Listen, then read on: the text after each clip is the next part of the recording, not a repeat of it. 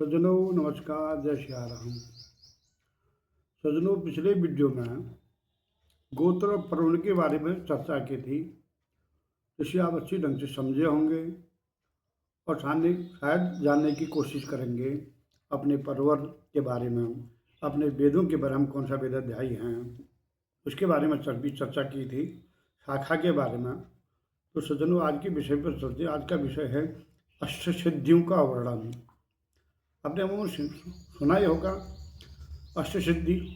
तो 8 प्रकार की सिद्धियां होती हैं।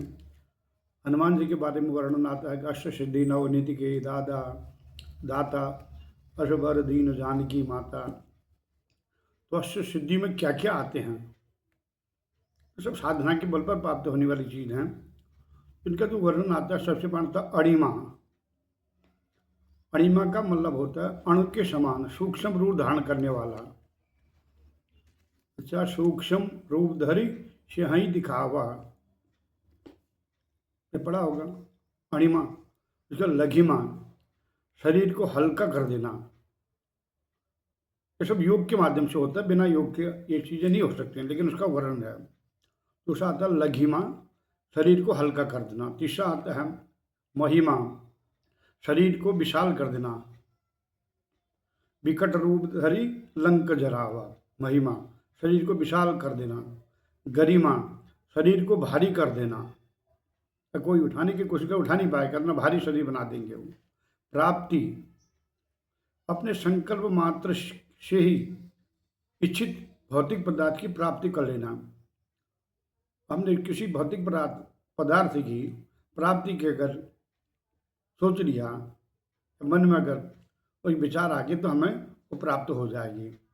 ये आती प्राप्ति अष्टसिद्धि के अंतर्गत। फिर होता है पांचवा छठवां प्राकाम्य, निर्वाध भौतिक पदार्थ विषय की पूर्ति अनायास हो जाना, अपने आप हो जाएगी। हम इच्छा भी नहीं करते, हमने खाली सोच लिया, निर्बाध तरीके से बिना रुकावट के कोई भी भौतिक पदार्थ या किसी भी प्रकार की जानकारी हमें स्वतः ही हो जाएगी।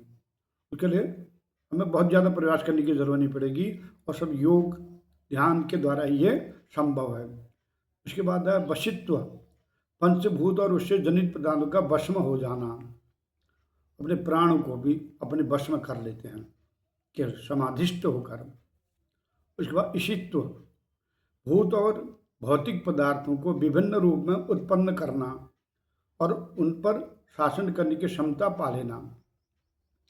ये सब अष्टसिद्धि के अंतर्गत आते हैं। सज्जनों, अगर जो विशेषकर योग करते हैं उन्हीं को ये चीज़ प्राप्त हो सकती है, लेकिन अब जब योगी नहीं करते हैं तो उनको प्राप्त करना शायद मेरे हिसाब से असंभव होगा।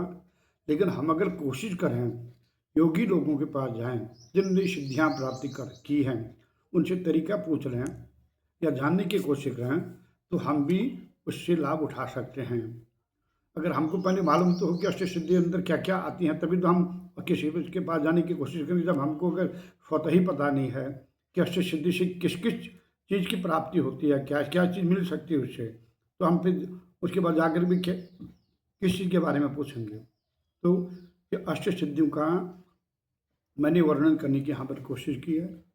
शायद अष्टसिद्धि के बारे में आप सभी सज्जनों को अच्छी ढंग से इसके बारे में अवगत होंगे। तब तो मुझे आज्ञा दें। जय हिंद, जय भारत, हरि ओम तत्सत।